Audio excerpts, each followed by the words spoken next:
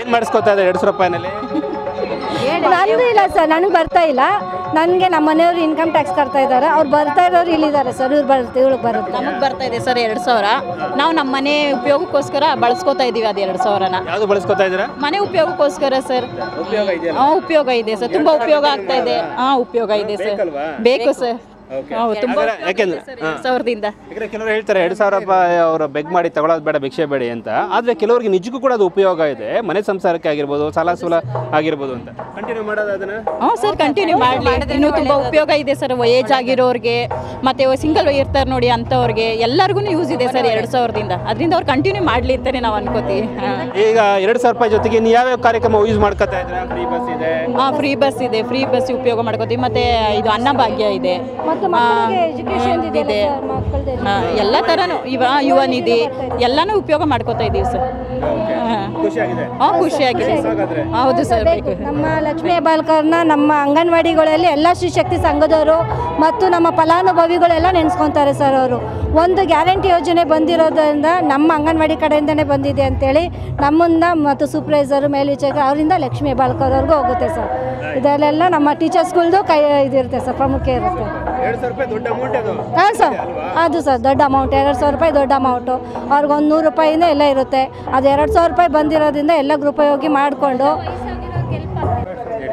ವಯಸ್ಸಾಗಿರೋರಿಗೆ ಗೃಹಲಕ್ಷ್ಮಿ ಯೋಜನೆಯಿಂದ ಹೆಲ್ಪ್ ಆಗ್ತಿದೆ ಸರ್. ಮತ್ತು ಮಕ್ಕಳಿಗೆ ಎಜುಕೇಷನ್ಗೆ ಆಗ್ತಿದೆ. ಒಬ್ಬೊಬ್ಬರು ಅಂಗಡಿಗಳು ಹಾಕ್ಕೊಂಡಿದ್ದಾರೆ, ಮಳಿಗೆಗಳು ಹಾಕ್ಕೊಂಡಿದ್ದಾರೆ. ಅದರಿಂದ ಲಕ್ಷ್ಮೀ ಹೆಬ್ಬಾಳ್ಕರ್ಗೆ ವಂದನೆಗಳು ಹೇಳ್ತೀವಿ. ಅದು ನಿಮಗೆ ಬೇಕಾ? ಹಾಂ ಸರ್, ಬೇಕು ಇದು. ಹಾಂ ಸರ್, ಇನ್ನೂ ಹೆಚ್ಚಾಗಿ ನಮಗೆ ಅವ್ರಿಗೆ ಸಹಕಾರ ಕೊಟ್ಟರೆ ಮುಂದೆ ಹೆಲ್ಪ್ ಆಗುತ್ತೆ. ಈಗ 2000 ರೂಪಾಯಿ ಕೊಟ್ಟಿದ್ದಾರೆ, ನೆಕ್ಸ್ಟ್ ಒಂದು 3000 ರೂಪಾಯಿಗೆ ಜಾಸ್ತಿ ಮಾಡೋದು ಬೇಕು ಅನ್ಸುತ್ತೆ ಸರ್? ಅಷ್ಟು ಆಸೆ ಏನಿಲ್ಲ, ಕೊಟ್ಟರು ಇನ್ನೂ ಹೆಚ್ಚು ಸಂತೋಷ ನಮಗೆಲ್ಲ. ಈಗ ಕೆಲವರೇ ಹೇಳ್ತಾ ಇರ್ತಾರೆ, ಒಂಥರ ಭಿಕ್ಷೆ ಥರ ಬೇಡ್ತಿರಲ್ರಿ ನೀವು ಸರ್ಕಾರನ ಅಂತ. ಅದು ಸ್ವಲ್ಪ ಕೀಳಾಗೆಲ್ಲ ನೋಡ್ತಿರ್ತಾರೆ. ಏನಂತೀರ ಅಂತವ್ರಿಗೆಲ್ಲ ನೀವು ನೋಡಿರ್ಬೋದು ಅನ್ಸುತ್ತೆ ಸರ್. ಆ ಥರ ಹೇಳೋಕ್ಕೆ ಬಂದರೆ ಏನಾಗುತ್ತೆ ಗೊತ್ತಾ, ಇರೋರು ಆ ಥರ ಮಾತಾಡ್ಬೋದು, ಇಲ್ಲದೇ ಇದ್ದವ್ರಿಗೆ ತುಂಬ ಹೆಲ್ಪ್ ಆಗುತ್ತಲ್ಲ ಸರ್. 2000 ರೂಪಾಯಿ ಏನು ಜಾಸ್ತಿ ಇದೇನು ಕಡಿಮೆ ಅಮೌಂಟ್ ಅಲ್ಲ. ಅವ್ರಿಗೆ ಉಪಯೋಗ ಆಗುತ್ತೆ ಸರ್. ಏಜ್ ಆಗಿರೋರಿಗೆ ಮೆಡಿಷನ್ಗೆ ಇಲ್ಲ ಅವ್ರಿಗೆ ರೇಷನ್ಗೆ ಏನಕ್ಕೋ ಒಂದು ಅವ್ರಿಗೆ ಹೆಲ್ಪ್ ಆಗುತ್ತೆ ಸರ್. ಕಂಟಿನ್ಯೂ ಆಗಲಿ ಅಂತಲೇ ಬಯಸ್ತೀವಿ ಸರ್ ಎಲ್ಲರೂ. ಗೃಹಲಕ್ಷ್ಮಿ ಅಮೌಂಟ್ ಬಂದಿಲ್ಲ ಅಂದರೆ ಅಂಗನವಾಡಿ ಟೀಚರ್ಸ್ನೇ ಬಂದು ಕೇಳೋದು, ಮೇಡಮ್ ಯಾಕೆ ಅಮೌಂಟ್ ಬಂದಿಲ್ಲ, ಬರುತ್ತಾ ಮೇಡಮ್ ಸ್ವಲ್ಪ ಚೆಕ್ ಮಾಡಿ ಅಂತ. ಆಯಿತು ನಾವು ಮಾಡ್ತೀವಿ ಹೋಗಿ ಅಂತ ಹೇಳ್ತೀವಿ. ಅದರಿಂದ ಮೇಡಮ್ಗೆ ಏನು ತಿಳಿಸ್ಕೊಡೋದಂದರೆ ಇದು ಇನ್ನೂ ಮುಂದೆ ನಡ್ಕೊಂಡು ಹೋಗ್ಲಿ, ಮುಂದುವರಿಲಿ ಅಂತ ಹೇಳ್ತೀವಿ. ಯಾವುದೇ ಸರ್ಕಾರ ಬಂದರೂ ಇದು ಗೃಹಲಕ್ಷ್ಮಿದು ನಿಲ್ಲಿಸಬಾರ್ದು. ಫ್ರೀ ಬಸ್ ಯೂಸ್ ಮಾಡ್ಕೊತಾ ಇದ್ದೀರಾ? ಹಾಂ ಸರ್, ಫ್ರೀ ಬಸ್ ಎಲ್ಲ ಯೂಸ್ ಇದೆ ಸರ್, ಇದೆ. ಫ್ರೀ ಕರೆಂಟು ಉಪಯೋಗ ಇತ್ತು ಸರ್, ಈಗ ಕಟ್ತಿದ್ದೀವಿ. ಇಲ್ಲ, ಅದಕ್ಕೆ ಇದು ಮಾಡಿದ್ದಾರೆ ಸರ್. 536 ರೂಪಾಯಿ ಬಂದಿದೆ, ಕಟ್ತಾ ಇದ್ದೀವಿ ಸರ್. ನಮ್ಮದು ಶ್ರೀಶಕ್ತಿ ಸಂಘ ಇದೆ. ನಮಗೆ ಸುಮಾರು ನಮ್ಮದು 20 ವರ್ಷ ಆಗಿದೆ ಸಂಘ ಸ್ಟಾರ್ಟ್ ಮಾಡಿ. ತಮ್ಮ ಆಫೀಸ್ ಕಡೆಯಿಂದ ನಮಗೆ 5-5 ಸಾವಿರ ಸುತ್ತು ನಿಧಿ ಕೊಟ್ಟಿದ್ದಾರೆ. ಮತ್ತು ಅದರಲ್ಲಿ ನಾವು ಇದೆಲ್ಲ ಮಾಡ್ತಾಯಿದ್ವಿ. ಸೊ ಬೊಂಬೆ ಮತ್ತು ಮನೆಗೆ ತೋರಣ ಹಾಕ್ತಿರಲ್ಲ ಅದೆಲ್ಲ ಮಾಡ್ತಾಯಿದ್ದೆ ನಮ್ಮ ಸಂಘದ ಕಡೆಯಿಂದ. ಆಮೇಲೆ ನಾನು ಸಂಘದಲ್ಲಿ ವರ್ಕ್ ಮಾಡ್ತಾಯಿದ್ದೆ, ಆಮೇಲೆ ಅಂಗನವಾಡಿ ಟೀಚರ್ ಆಗಿರೋದು ಸರ್ ನಾನು.